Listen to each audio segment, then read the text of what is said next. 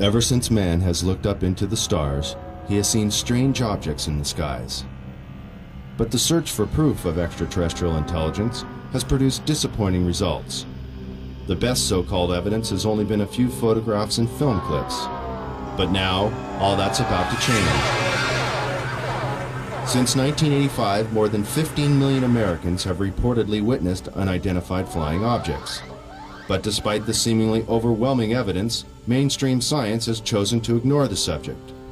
But now, for the first time in history, one of the greatest mysteries of this century is unraveling. A former government scientist has come forward to discuss the military's classified work on extraterrestrial spacecraft.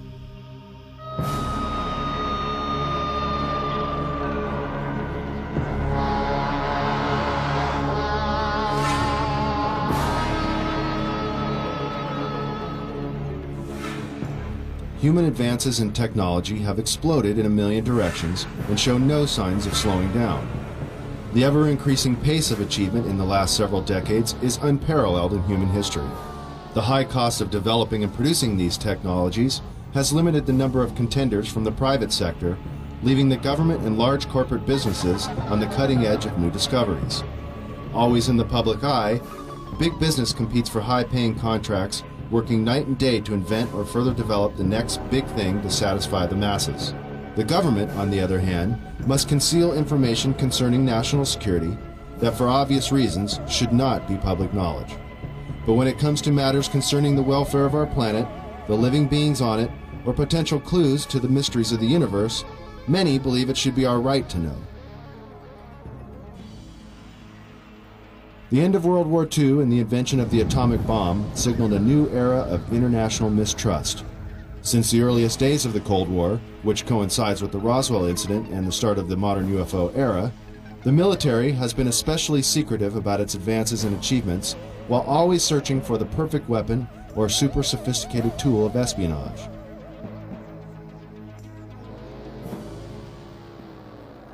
High-tech surveillance equipment around the world, and even in space, has allowed global intelligence to see and be aware of many things that the common civilian cannot even begin to imagine.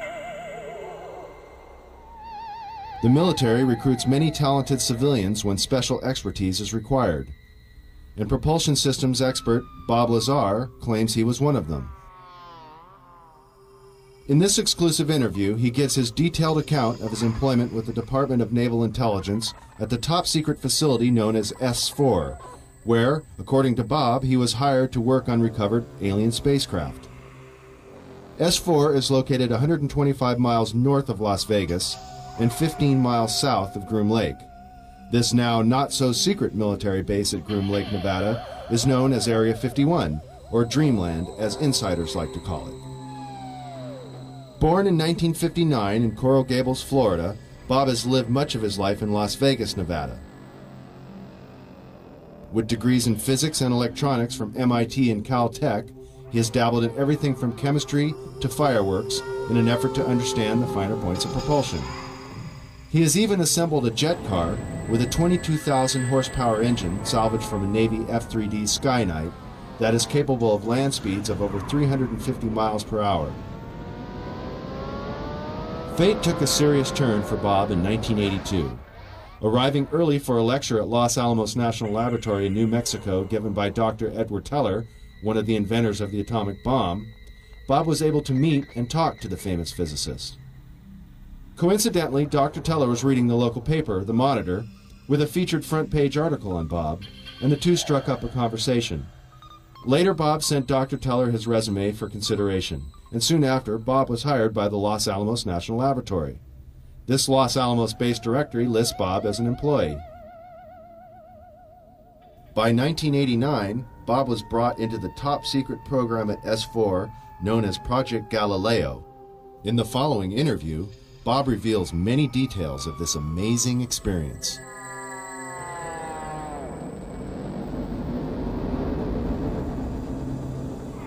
Did you witness any disk technology at Area 51?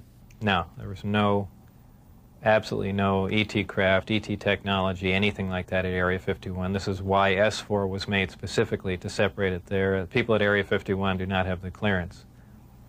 How long were you employed at S4 And when were you hired? When was I hired at S4? I guess early '89, and I was probably there only about 6 months or so, on a very infrequent basis.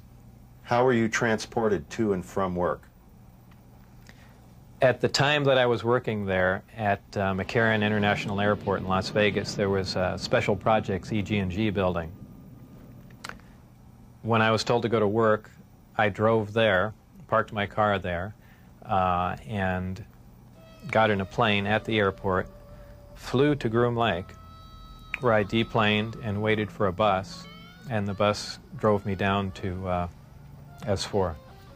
The S4 facility is an area just off the Papoose lake bed, dry lake bed, and it consists of 9 hangars.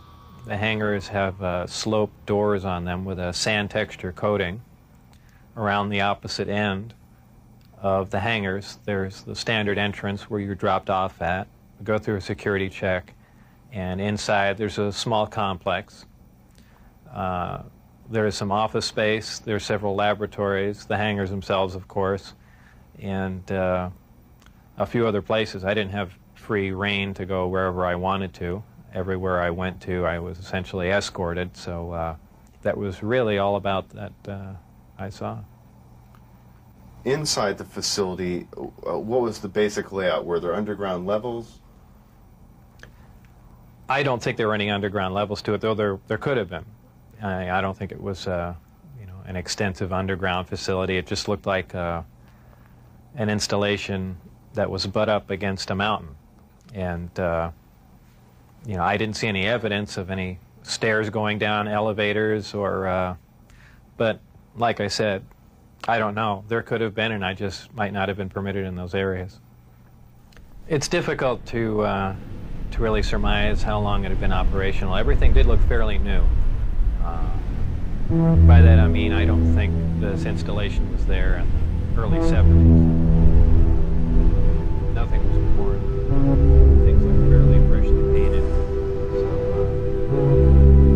as a ballpark guess, it really surprised me if the installation was over 5, 7, 10 years or something. What agency is in charge of this? I was paid by the Department of Naval Intelligence. What they're doing, researching extraterrestrial craft beyond me, but that's where my checks came from, so I can only assume that they were in charge. Did you see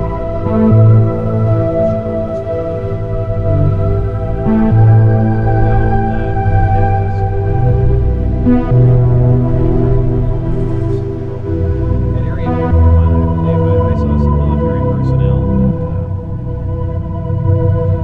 that no one I can identify or rank. Is this research confined to the U.S. government, or did you see any international involvement? At one time, the Russians were involved, and supposedly there was some breakthrough made by our team. However, this project was split up, and right after that happened, the Russians were no longer permitted to work the facility at all.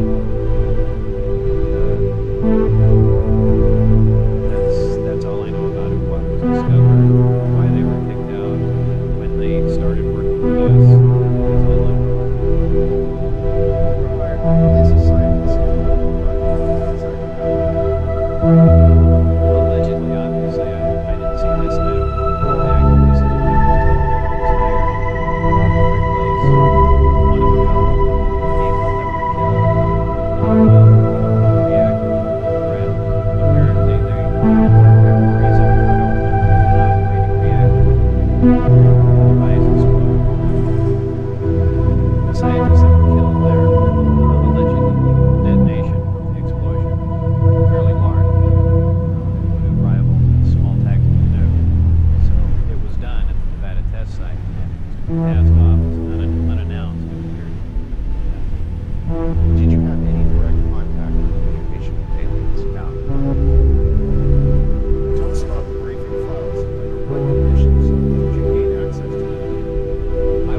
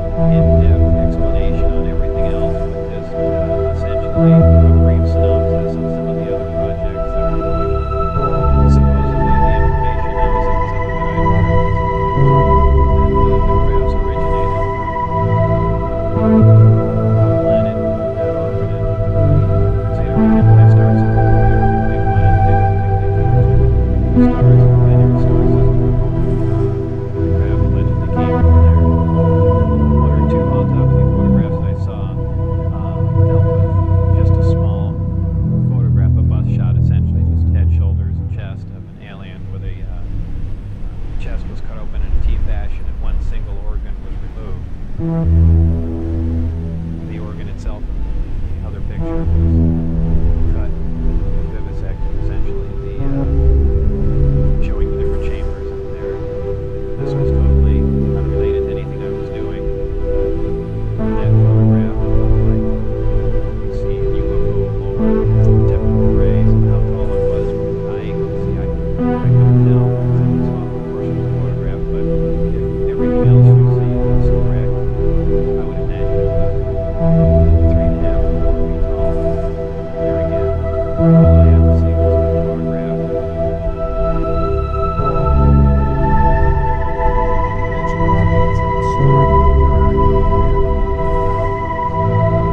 Allegedly, this interaction has occurred since man was a simian creature, genetic alteration. How specific are the detail how the aliens manipulate our genetics over the centuries?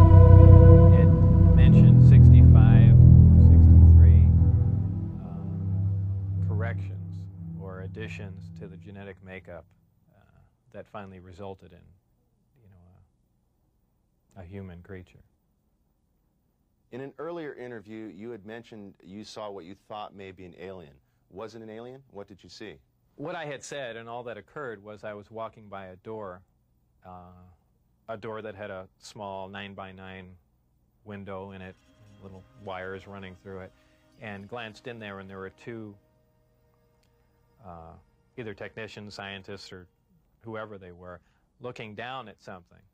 And what that something was caught my eye, and I never really did see what it was. A lot of people have asserted, well, there was an alien, and there are aliens working around there, and so on and so forth. I mean, I don't think that was the case. But who knows? I was, you're seeing all these fantastic things, and your mind gets going, and, you catch something out of the corner of your eye. Who knows what your mind's going to come up with? So I certainly wouldn't stand on that as fact by any means. What was